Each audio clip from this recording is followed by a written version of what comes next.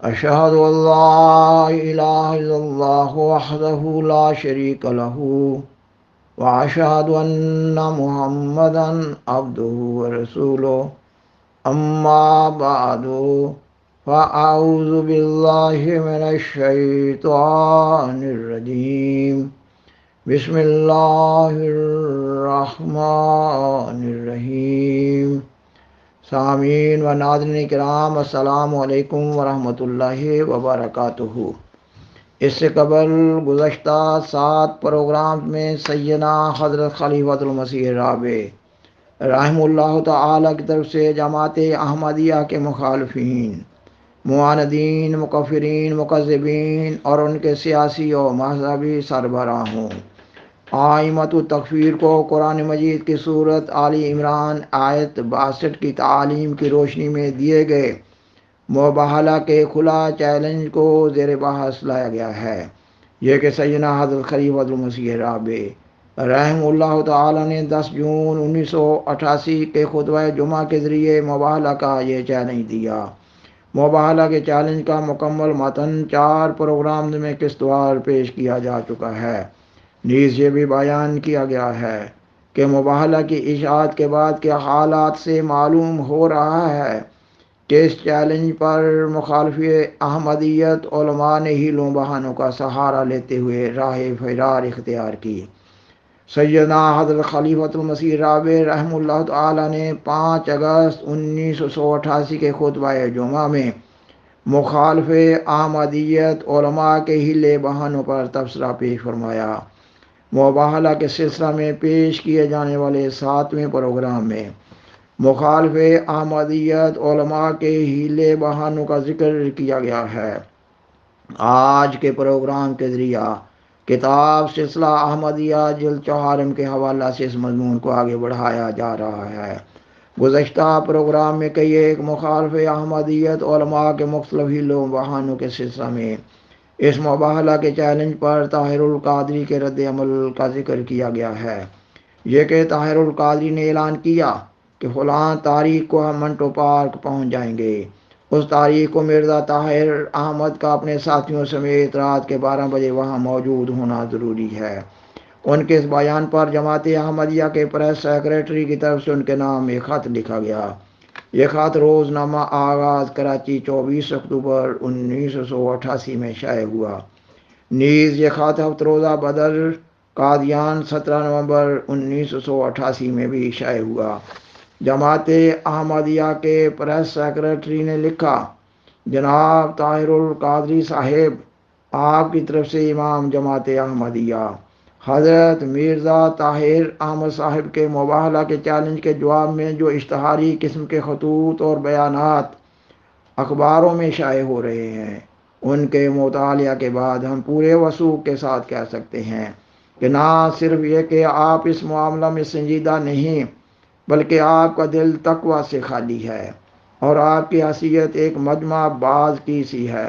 جو سستی شہرت حاصل کرنے کے لیے چالاکیوں سے کام لے رہا ہے۔ سب سے پہلے تو آپ کا یہ ظاہر کرنا کہ گویا امام جماعت احمدیہ نے چیلنج قبول کرنا ہے، صریحاً عوام کی آنکھوں میں دھول ڈالنے کے مترادف ہے،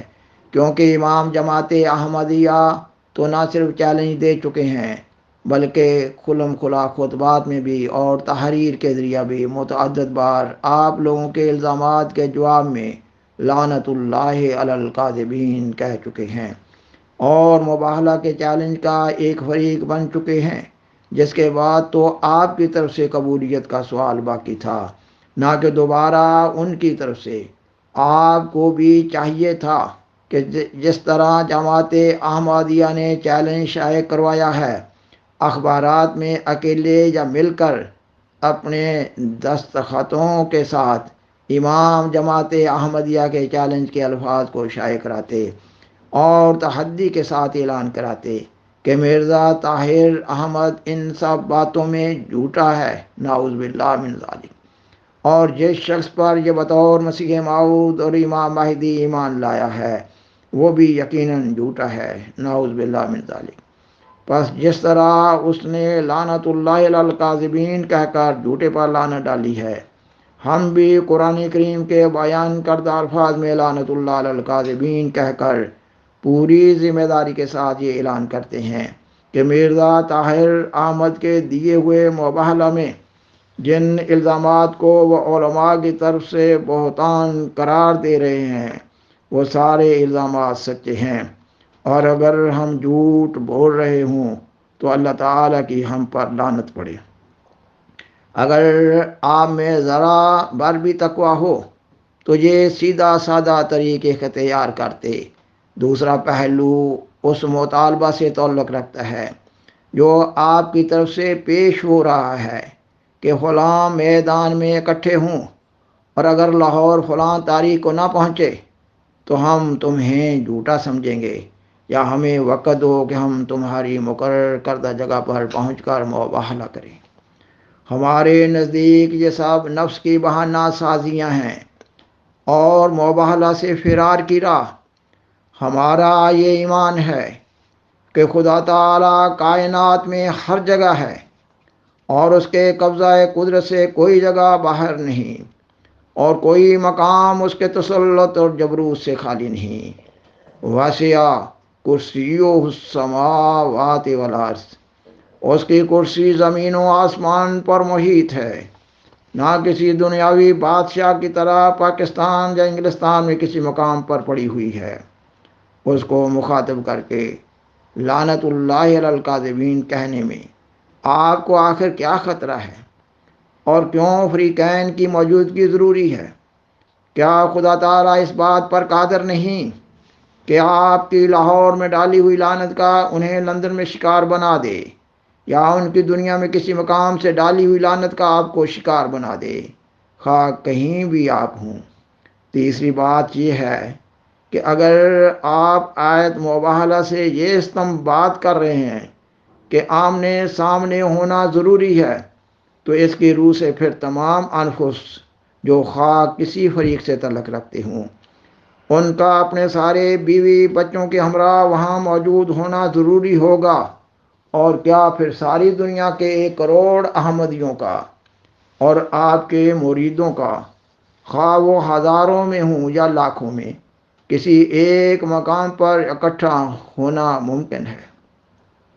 آپ اپنی ایک لغو تعویل کو قرآن پاک کی طرف منسوب نہ کریں۔ مزید برآں کیا آپ یہ ثابت کر سکتے ہیں کہ مباحلہ کا چیلنج جو نجران کے عیسائی وفد کو دیا گیا تھا، اس میں ان سے یہ مطالبہ کیا گیا تھا کہ تم اپنے بیوی بچوں اور انفس کو مدینہ میں حاضر کرو، ورنہ مباحلہ نہیں ہو سکے گا؟ یا رسول کریم صلی اللہ علیہ وسلم نے یہ پیشکش فرمائی تھی کہ آپ صلی اللہ علیہ وسلم اور آپ صلی اللہ علیہ وسلم کے اعزاء و اقارب اور دیگر مسلمان انفس سب نجران میں کسی جگہ اکٹھے ہوں گے۔ پس آپ ایسی لغو تعویل کرتے ہیں جو عقل اور واقعات دونوں کے خلاف ہے۔ بہرحال اگر آپ نے یہ فیصلہ کر لیا ہے کہ مباحلہ سے بچنے کے لیے یہ بہانہ اختیار کرنا ہے کہ خدا تعالیٰ نعوذ باللہ اس بات پر قادر نہیں ہے کہ وہ دور بیٹھے ہوئے لوگوں پر لعنت کے ابتحال کو قبول فرمائے، تو پھر ہم آپ کی توجہ قرآن کریم کی ایک دوسری آیت کی طرف مبذول کراتے ہیں۔ اللہ تعالیٰ فرماتا ہے، ان زعمتم انکم اولیاء للہ من دون الناس فتمنوا الموت ان کنتم صادقین۔ سورۃ الجمعہ آیت 7۔ آپ چونکہ سمجھتے ہیں کہ آپ مرزا غلام احمد قادیانی اور ان کے متبعین کی نسبت خدا تعالیٰ کو زیادہ پیارے ہیں، لہٰذا اس آیت کی روشنی میں موت کی تمنا کر کے دکھائیں کہ اگر آپ اس دعویٰ میں جھوٹے ہیں تو اللہ تعالیٰ آپ کو ایک عبرتناک موت دے کر دنیا کے لیے ہدایت کا موجب بنا دے۔ ہم چونکہ قطعی طور پر اس یقین پر قائم ہیں کہ مباحلہ کے لیے کسی ایک جگہ اکٹھا ہونا ضروری نہیں، اس لیے امام جماعت احمدیہ نے جو پیشکش کی تھی اس میں کوئی ایسی شرط نہیں رکھی تھی، اور وہ خود اپنی جماعت کے ساتھ 10 جون 1988 بروز جمعۃ المبارک جھوٹے پر لعنت ڈال کر مباہلہ کا ایک فریق پہلے ہی بن چکے ہیں۔ پس اگر آپ میں اخلاقی اور ایمانی جرت ہے تو آپ بھی صاف صاف اعلان کریں کہ آپ کو یہ دعوت منظور ہے یا نہیں۔ سامعین و ناظرین اکرام، جماعت احمدیہ کے پریس سیکریٹری کے خط بنام طاہر القادری کا تھوڑا سا حصہ بھی باقی ہے، جو اس پروگرام کے لیے مخصوص وقت کو مد نظر رکھتے ہوئے چھوڑ دیا گیا ہے۔ بہرحال اس چھوڑے ہوئے حصہ میں طاہر القادری صاحب کو نصیحت کی گئی ہے کہ وہ تقوی سے کام لیں اور اللہ تعالیٰ کی ناراضگی سے بچیں۔ بالآخر درخواست ہے کہ برائے مہربانی اس پروگرام کو دوسروں سے شیئر کریں اور عذرائے کرم اس چینل کو سبسکرائب کریں۔ جزاکم اللہ تعالی احسن الجزا وآخر دعوانا ان الحمد للہ رب العالمین والسلام علیکم ورحمۃ اللہ وبرکاتہ۔ شکریہ۔